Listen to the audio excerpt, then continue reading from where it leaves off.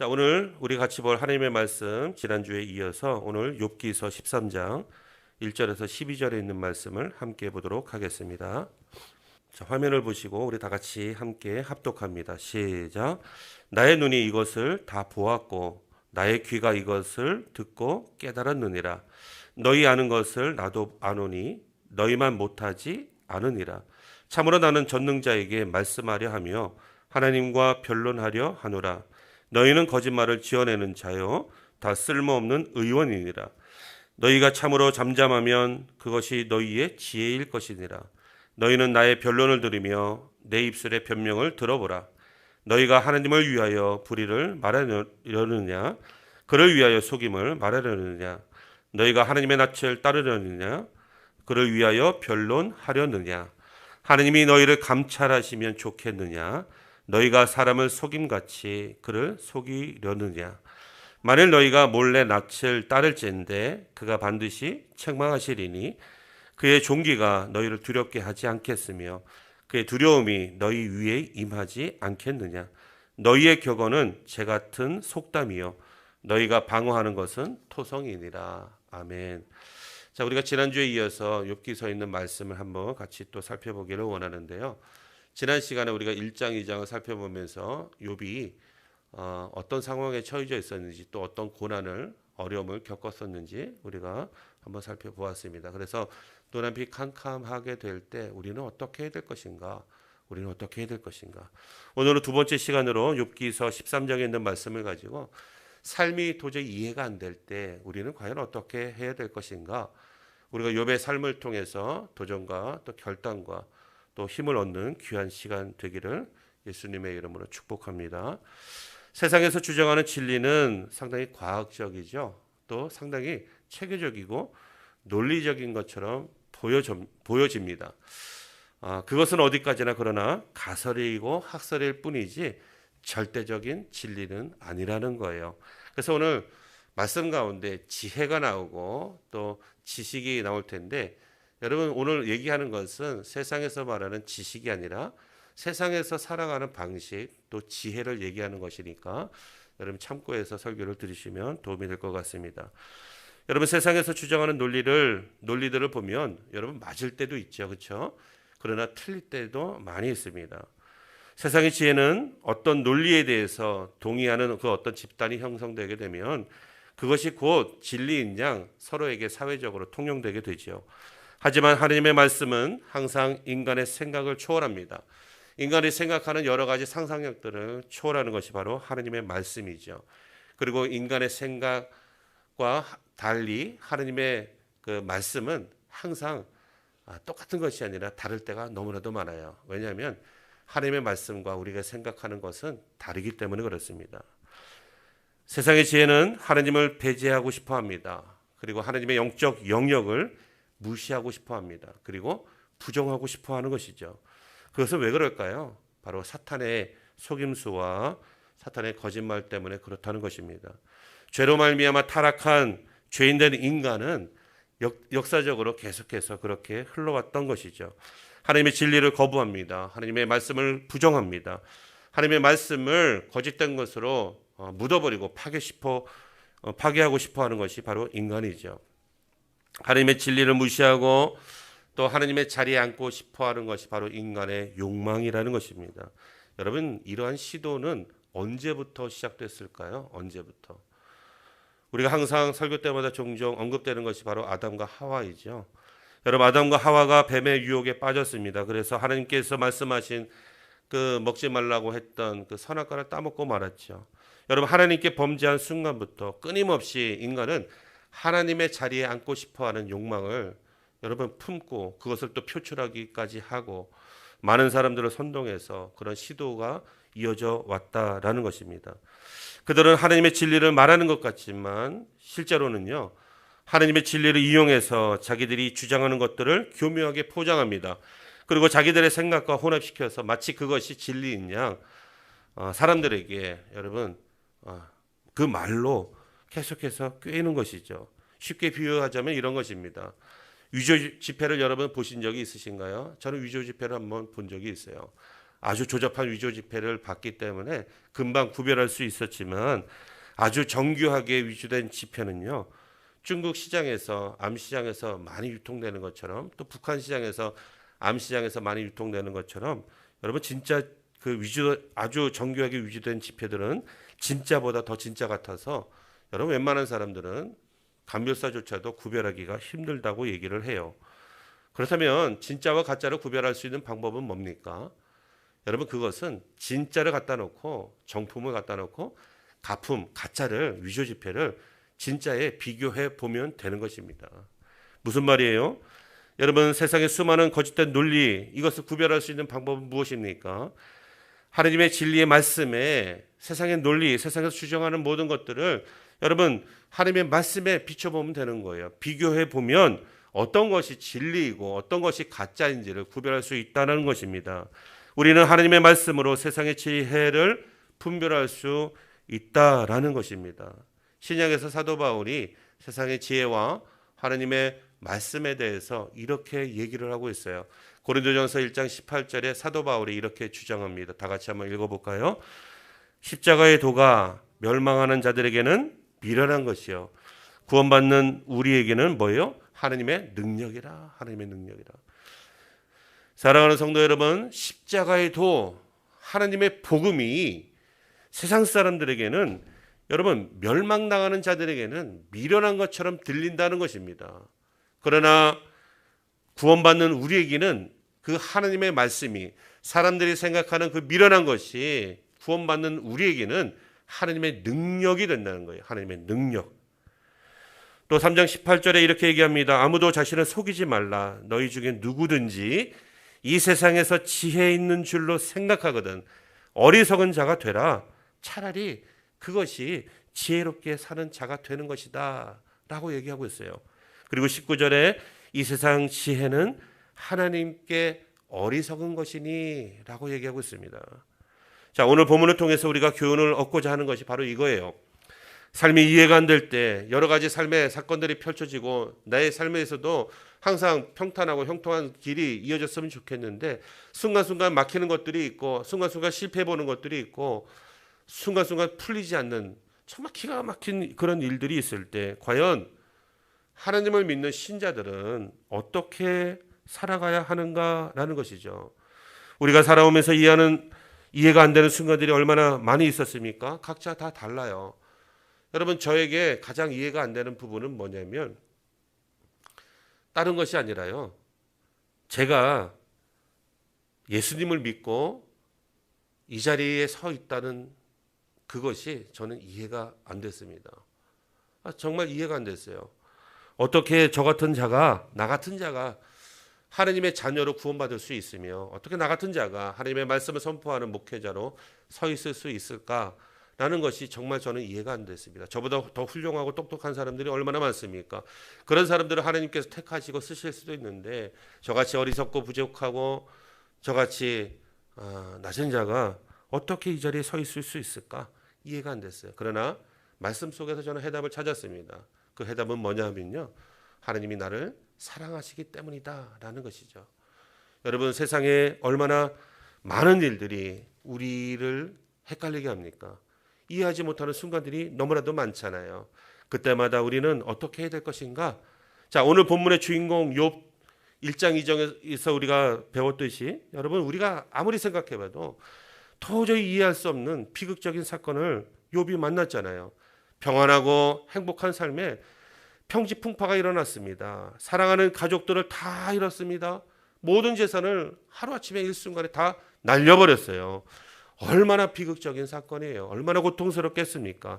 그런데 그것도 잠시 오늘 13장에서 또 다른 고통이 찾아왔다는 거예요. 물론 2장에서부터 11장, 12장까지 여러분 그 자기가 겪은 그 고통뿐만 아니라 또 친구들에 의해서 또 다른 고통을 지금 겪고 있다라는 것입니다. 욥은 어떻게 이 난관을 이겨냈는지 오늘 본문 속으로 함께 들어가면서 그 해답을 좀 찾아보기를 원합니다. 한번 보시죠. 욥기 13장 1절에서 8절에 있는 말씀을 먼저 좀 살펴볼 텐데요. 자, 욥의 세 친구가 지금 고난당한 욥을 위로하기 위해서 찾아왔습니다. 이 욥의 세 친구가 누구냐면요. 2장 11절에 보면 바로 이 사람들이 찾아왔는데 각자 다른 지역에서부터 찾아왔어요. 대만 사람 엘리바스와 수아 사람 빌닷과 또 나아만 사람 소발이라는 사람이 욥을 위문하고 위로하려고 잘 보십시오. 서로 약속하고 찾아왔어요. 약속하고 따로 온 것이 아니라 서로 약속하고 찾아왔어요. 여기에 뭐가 숨겨져 있는지 한번 들어보십시오. 처음에는 이 세 친구들이 욥과 며칠 동안 그냥 아무 말도 없이 함께 침묵 속에 있었습니다. 그렇게 한 이유는 슬픔에 잠겨 있는 그 이웃에게 찾아가서 아무 말도 안 하고 함께 있어주고 함께 위로해주고 슬픔에 그 잠겨 있는 사람이 먼저 말을 뗄 때까지 아무 말도 안 하고 침묵 속에 그냥 가만히 있는 것이 그 당시에 관습이었기 때문에 그렇습니다. 여러분 참 괜찮은 관습 아니에요? 여기까지는 참 좋아 보여요. 하지만 이제 슬픔에 잠겼던 이 욥이 입에서 말을 떼는 그 순간부터 이제 사건이 시작되는 거죠. 세 친구는 돌아가면서 욥을 정죄하기 시작합니다. 욥에게 그 친구에게 이렇게 얘기하는 거예요. 자네는 내가 볼 때 하나님께 죄 지은 것이 분명하다. 그렇지 않은데 하나님이 자네에게 이런 식으로 고통을 주실 리가 있겠느냐. 어서 솔직하게 한번 얘기해봐. 하나님께 자네가 지은 죄가 무엇인지 우리에게만이라도 한번 털어놔봐 이러는 거예요. 그 내용들이 욥기 4장 7절 9절 그 다음에 8장 1절에서 6절 11장 1절에서 20절에서 이 친구들이 한 명씩 번갈아 가며 이 욥을 괴롭히는 거예요. 세 명의 친구가 괴롭히는 것입니다. 여러분 이것을 보면 사탄의 계략이 너무나도 집요적이고 체계적이고 너무나도 아주 악랄하다는 것을 우리가 깨닫게 되는 것이죠. 그리고 오늘 본문은 어떤 장면이냐면 욥의 세 친구 중에 마지막으로 욥이 소발이라는 친구에게 자기 자신에 대해서 변론하는 거예요. 그다음에 그 친구들의 말이 틀렸다라는 것을 변증하는 그런 장면 중 하나입니다. 친구들은 이렇게 단정했어요. 욥이 지은 죄 때문에 하나님께서 징계하셨다. 그래서 욥이 내가 사랑하는 친구 욥이지만 지금 하나님이 징계하심을 통해서 고난을 겪고 있다라는 것을 확신하고 있었어요. 그들은 하나님이 항상 의인을 축복하고 하나님은 항상 악은 벌하시는 하나님이시다라고 이렇게 말했습니다. 여러분 이게 틀린 말인가요? 맞는 말이에요. 틀린 말이 아니에요. 그러나 이것은 하나님이 하실 일이지 인간이 하나님을 대변해서 하나님처럼 판단하고 말할 것은 아니라는 사실이죠.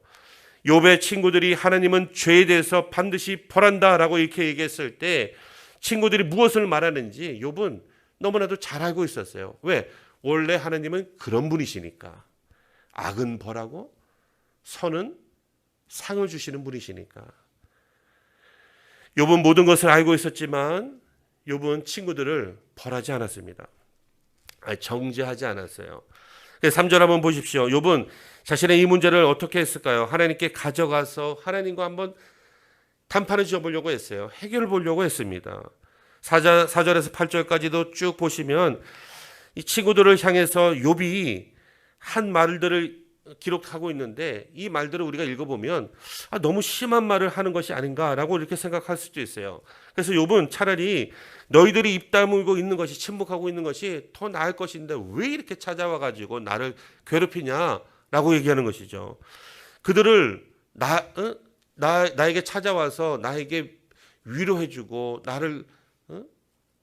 나와 함께 울어주고 내가 받은 이 상처를 치료해 주려고 시도하는 너희들의 그 모든 것들이 쓸데없는 의원 같다. 쓸모없는 의원 같다.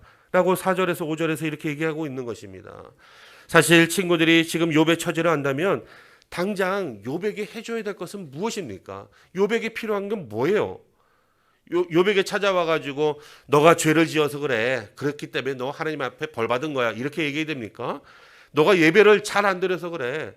너가 하나님을 잘 섬기지 않아서 그래. 너가 전도하지 않아서 그래. 너가 봉사하지 않아서 그래. 너가 하나님의 말씀에 순종하지 않아서 그래. 이런 식으로 얘기를 해야 맞습니까? 여러분 가족을 잃은 슬픔, 모든 재산이 다 날아가서 정신도 차리지 못하는 눈앞이 캄캄한 이 상황에 욥에게 필요한 것은 찾아가서 그냥 그들의 관습에 맞게 그냥 손잡아주고 함께 있어주는 거예요. 함께 손잡아주고 위로해주는 것입니다. 같이 슬퍼해주고 공감해주는 이것만 있으면 되는 것인데 여러분 욥의 세 친구들은 그러지 않았다는 것이죠.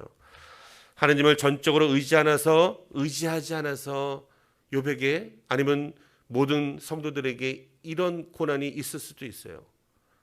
기도하지 않아서 그럴 수도 있습니다. 예배하는 사람들이 하나님 앞에 예배를 잘 드리지 않아서 그럴 수도 있어요. 여러분 이 친구들이 한 말이 다 맞을 수도 있습니다. 그러나 그것이 다 맞다고 치더라도 지금 욥에게 친구들이 한 말은 아니라는 것이죠. 그것을 먼저 따질 시간이 아니라는 것입니다. 지금은 아파하는 자와 함께 아파해 주는 것, 슬퍼하는 자와 함께 울어주고 함께 위로해 주는 이것만 있으면 되는 것입니다. 그들이 욥에게 한 말을 들으면 틀린 것이 하나도 없어요. 다 맞는 말이에요. 하지만 욥의 세 친구는 하나님의 권위를 두고 말하지 않았다는 거예요.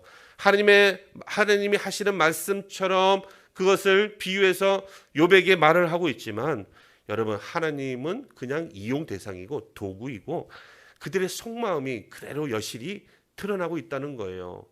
어떻게 해요? 그들의 의도 속에 뭐가 있었냐면 여러분 조롱하는 거예요. 친구를 조롱하고 싶은 거예요.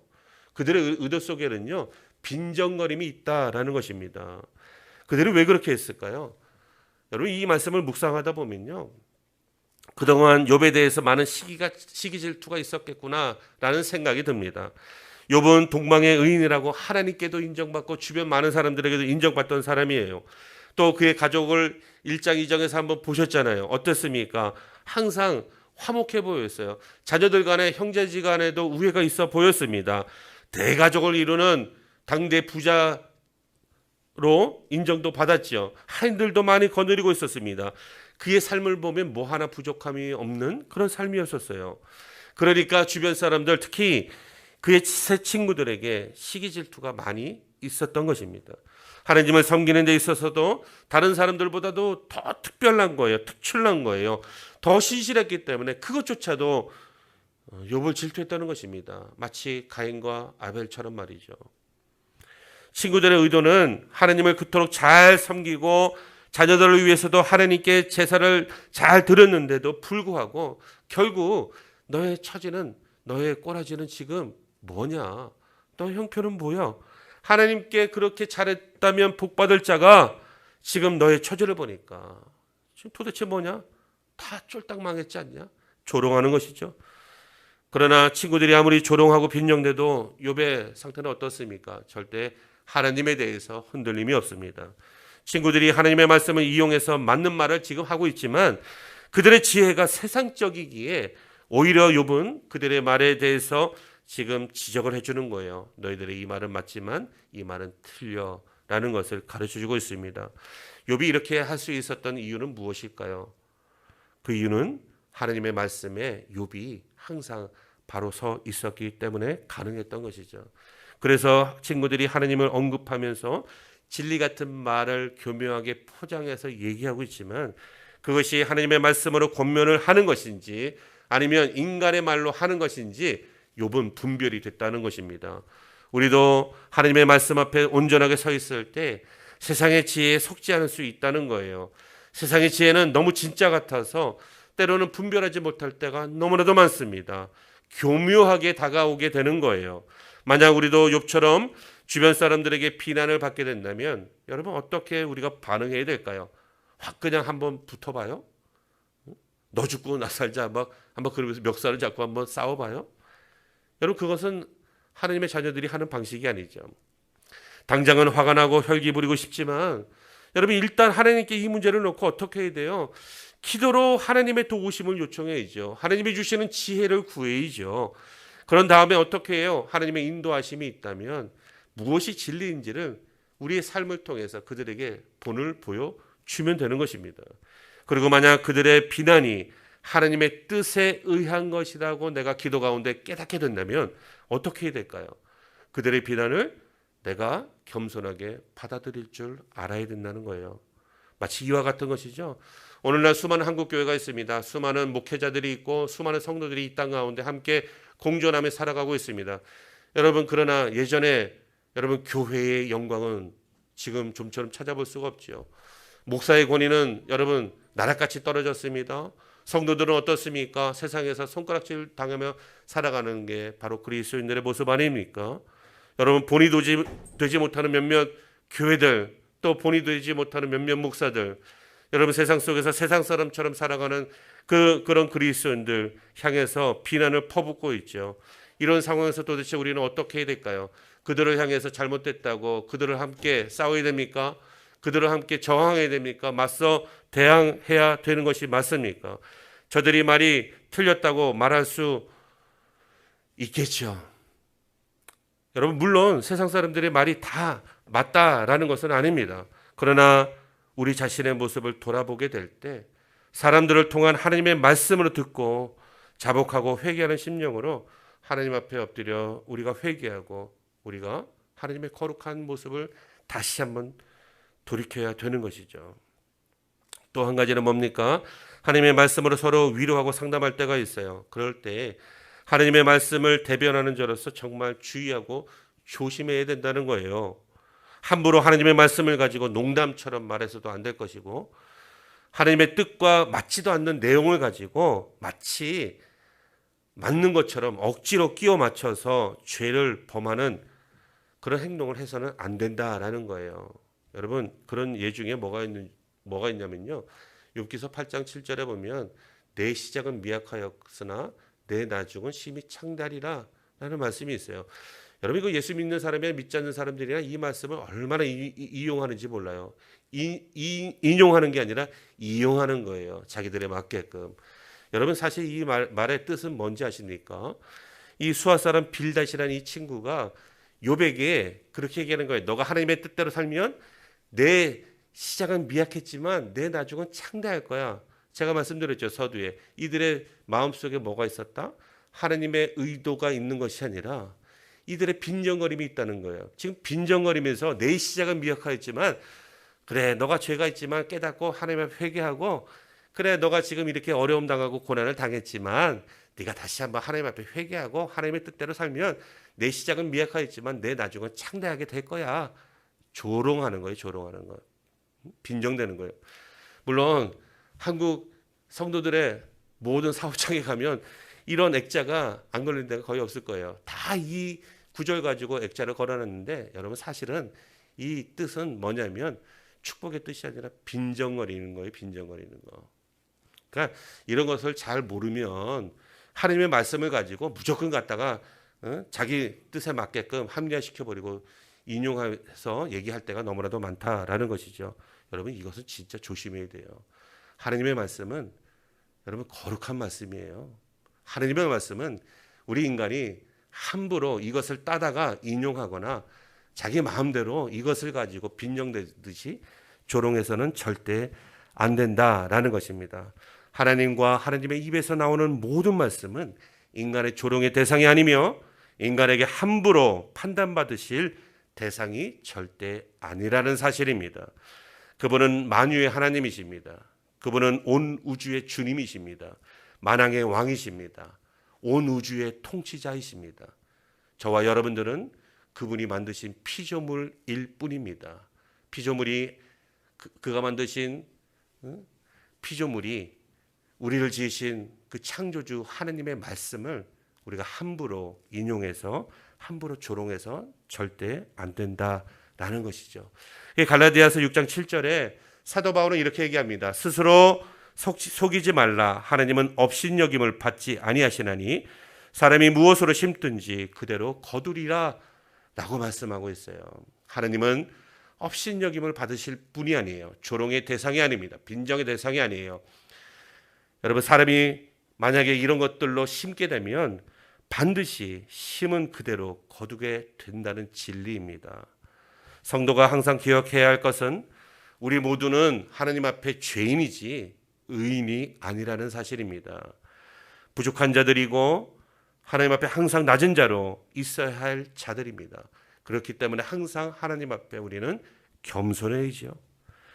우리를 판단하시는 분은 누구이십니까? 오직 여호와 하나님 한 분밖에 없다는 사실을 항상 기억하시기를 축복합니다. 자, 욥은 친구들과 지금 설전을 계속 펼치는 거예요. 계속해서 변론하면서 대답해 줍니다. 욥은 친구들에게 자신의 입장에서 한번 서보라라고 이렇게 얘기를 해요. 너희들이 나를 판단하는 것을 가지고 만약에 하나님이 너희에게 그 기준을 가지고 잣대로 행하신다면 너희들이 숨겨놓은 그 죄에 대해서 하나님이 어떻게 하실까라고 전곡을 확 찔러버리는 거예요. 욥은 이것에 대한 친구들의 결말이 어떻게 될지를 뻔히 알고 있었어요.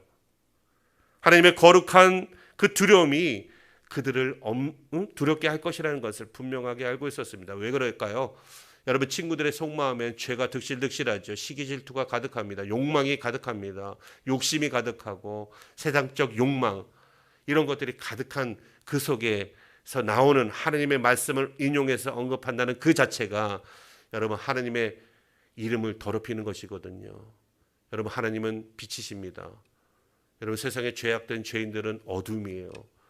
여러분, 빛이 임하면 어둠은 물러가게 되어 있습니다. 하나님은 거룩하신 분입니다. 여러분, 우리 인간은 죄인들이에요. 하나님의 거룩함이 우리에게 임하게 될 때 여러분, 우리는 그분 앞에 두렵고 떨리는 마음으로 여러분 엎드릴 수밖에 없는 것이죠. 하나님의 광대함, 그분의 위엄 앞에 그들은 두렵고 떨리는 심정으로 여러분 그 앞에 꼬꾸라지게 될 것을 욥은 알고 있었지요. 그들의 말은 여러분 재같이 공허해서 바람이 불면 훅 날아버릴 것 같다라고 이렇게 얘기하고 있습니다. 그리고 12절에 보니까 자신들을 위해서 만들어 놓은 그 방어벽들, 그런 것들이 아무리 견고하고 아무리 높게 쌓았다 할지라도 그들이 만든 것은 흙으로 만든 토성벽 같아서 여러분 쉽게 부서질 것이라고 욥은 그들에게 얘기해주고 있습니다. 세상의 지혜를 가지고 자기 방어벽을 아무리 든든하게 세워놓는다 할지라도 여러분, 세상에 얼마나 많은 사람들이 예수 그리스도를 믿지 않습니까? 예수 그리스도만이 구원자가 아니라 세상에 여러 종교의 구원의 길이 있다라고 이렇게 자기 방어를 펼치게 됩니다. 여러분, 오직 예수 그리스도만이 하나님께로 갈 수 있는 유일한 길임에도 불구하고 세상 사람들은 이것을 부정하는 거예요. 왜? 자기를 보호하기 위해서, 변호하기 위해서, 방어하기 위해서. 그래서 여기도 구원이 있다, 저기도 구원이 있다. 여러분, 많은 사람들을 현혹시키죠. 여러분, 이런 세상의 지혜에서 오늘 우리가 분별할 수 있는 길은 하나님의 말씀 앞에 바로 서 있는 것, 그것밖에 없다는 사실입니다. 여러분, 세상의 지혜를 가지고 자기 방어벽을 아무리 든든하게 세워보십시오. 여기도 구원이 있다, 저기도 구원이 있다, 아무리 설전을 펼치고 주장해 보십시오. 여러분, 그런 사람들은 하나님의 불같은 시험은 도저히 통과할 수 없다라는 사실입니다.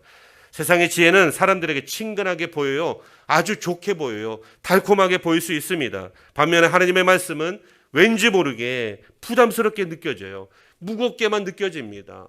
하나님의 말씀을 가까이 하면 내가 꼭 피를 철철 흘릴 것처럼 찔림이 있고 아프고 고통스럽게 여겨질 수도 있습니다. 하나님의 말씀은 자기를 심판하실 것만 같고 나를 꼭 책망하실 것만 같이 느껴지게 합니다. 왜 그럴까요? 하나님의 말씀이 진리이기 때문에 그렇습니다. 하나님의 말씀이 거룩하기 때문에 죄인된 인간은 하나님의 말씀 앞에, 그 거룩하신 하나님의 말씀 앞에 가까이 가기가 참 어렵게 느껴지는 거예요.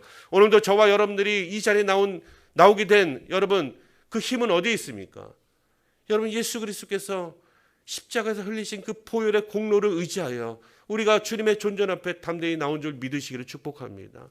우리의 의지가 아니라, 우리의 발걸음의 힘의 능력이 아니라 여러분, 하나님의 능력에 의해서, 하나님의 은혜에 의해서 십자가 보혈의 그 공로로 말미암아 내가 주님의 거룩한 존전에 나와서 하나님을 찬양하고 하나님의 이름을 부르고 하나님을 예배하고 있는 줄 믿으시기를 예수님의 이름으로 축원합니다.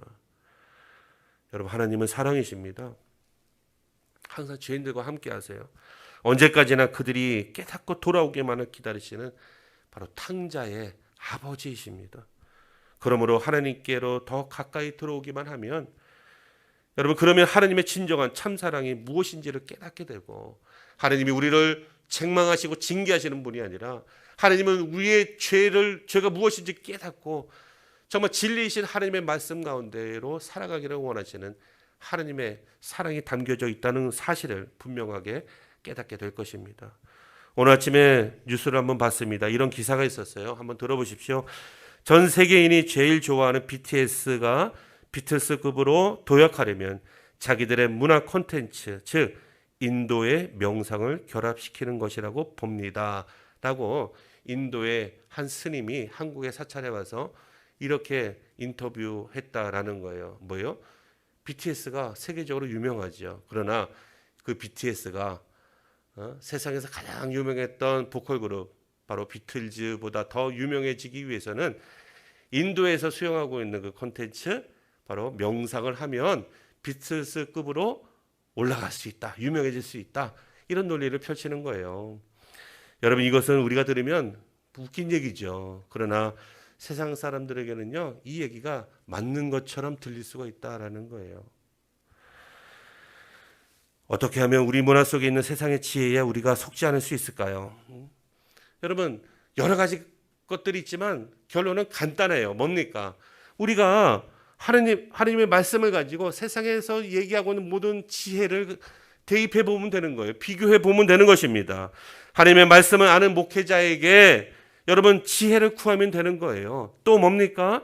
성경에 많은 시간을 투자하면 되는 거예요. 날마다 하나님의 말씀을 가까이 하고 날마다 하나님의 말씀을 묵상하기를 즐거이 하고 그 말씀 앞에 내가 겸손히 엎드려 하나님의 말씀은 진리이십니다. 이 말씀이 나의 삶을 지배하기를 원합니다. 라고 기도하시면서 하나님의 말씀을 묵상하면 되는 것입니다. 그러면 세상의 지혜가 나를 아무리 유혹하고 공격한다 할지라도 그 지혜가 욥처럼 친구들이 말하는 그 말이 하나님의 의도에 의한 것인지 사람의 생각인지 분별하게 된다는 것입니다.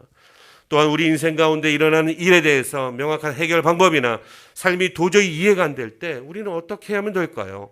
하나님은 우리의 이 문제에 대해서 우리에게 응답해 주지 않으실 때도 있어요. 대답해 주지 않으실 때도 있습니다. 욥이 당한 것을 보십시오. 욥기서를 보면 너가 왜 이 일을 당하게 됐는지 하나님께서 욥에게 설명해 주지 않아요. 여러분, 이것을 보면 우리가 더 쉽게 이해할 수 있겠죠. 그렇다면 결론은 뭡니까? 우리에게 일어나는 일이 아무리 고통스럽고 아무리 이해 못하는 그 일들이 일어날지라도 이것이 분명히 하나님께서 일하시는 것이 확실하다면 우리는 그분 앞에 엎드려서 겸손하게 그 우리에게 닥쳐져 있는 그 모든 일들을 그냥 받아들일 필요가 있다라는 것입니다. 말씀을 마무리하겠습니다. 삶이 도저히 이해가 안 되는 순간들이 여러분 있습니까? 인생의 어려움을 만났을 때 헤쳐나가는 방법들은 각자 다 다르지요. 여러 가지가 있을 것입니다. 세상의 지혜와 방법을 찾기도 하고 사람들의 조언을 계속해서 선배들에게 구하기도 하고 또 도와줄 사람을 찾아 나서기도 합니다. 또 자기가 벌어놓았던 그 모든 재산을 가지고 자기에게 닥치는 여러 가지 이해 안 되는 상황들을 헤쳐보려고 이겨보려고 그렇게도 할 것입니다. 그러나 하나님의 사람들의 방법은 많이 다릅니다. 삶이 무너지고 앞이 캄캄해지고 삶이 도저히 이해가 안 되는 그 순간에도 사람들의 조언을 구하기보다 먼저 하나님 앞에 이 문제를 내려놓고 하나님의 뜻이 무엇인지 기도하기를 원하는 것이 바로 하나님의 사람들입니다. 그리고 하나님의 말씀 속에 하나님의 그 삶의 문제의 그 해결을 찾으려고 계속해서 발버둥 치는 것이 바로 하나님의 사람들이죠. 그리고 끝까지 인내합니다. 그리고 하나님의 인도하심과 기도 응답이 올 때까지 잠잠하게 엎드려 있는 것이 바로 하나님의 사람들이라는 거예요. 그런데 하나님의 응답이 눈에 보이지 않아서 여러분 참 힘이 들고 포기하고 싶을 때가 얼마나 많습니까? 그러나 그래도 우리 인생을 주관하시는 분은 하나님이시여 우리의 생사 화복을 주관하시는 분도 하나님이시여 나보다 더 잘하시는 분이 하나님이심을 믿기에 우리가 힘들어도 잠잠히 눈물을 훔치며 인내하며 기다릴 수 있는 것이죠. 우리가 인내하는 고통 가운데 눈물을 훔칠 때 그 흘린 눈물까지도 계수하시는 분이 바로 우리 하나님이시잖아요. 인내하며 기다린 믿음의 사람들의 그 눈물까지도 하나님께서는 헛되게 하지 않겠다 약속하셨어요. 한 방울 한 방울 다 세시며 그것까지도 보상해 주시는 분이 우리 하나님이십니다. 하나님을 향한 믿음에는 여러분 절대 공짜가 없다라는 사실이에요. 여러분 복 받고 싶습니까? 그럼 하나님을 전적으로 신뢰하시고 의지하시기를 바랍니다. 자신의 삶이 도저히 이해가 안 될 때 겸손하게 하나님 앞에 나와서 엎드리십시오.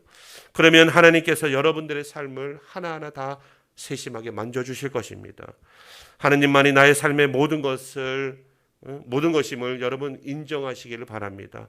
하나님의 거룩함과 광대함과 자비하심과 또 인자하심과 또 그의 위엄을 날마다 선포하시고 인정하시기를 축복합니다. 그러면 되는 거예요. 그러면 여러분들의 인생이 회복되고 여러분들의 인생이 다시 살아나게 되는 것을 경험하게 되실 것입니다.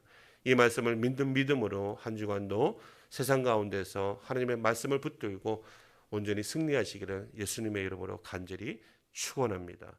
기도하겠습니다.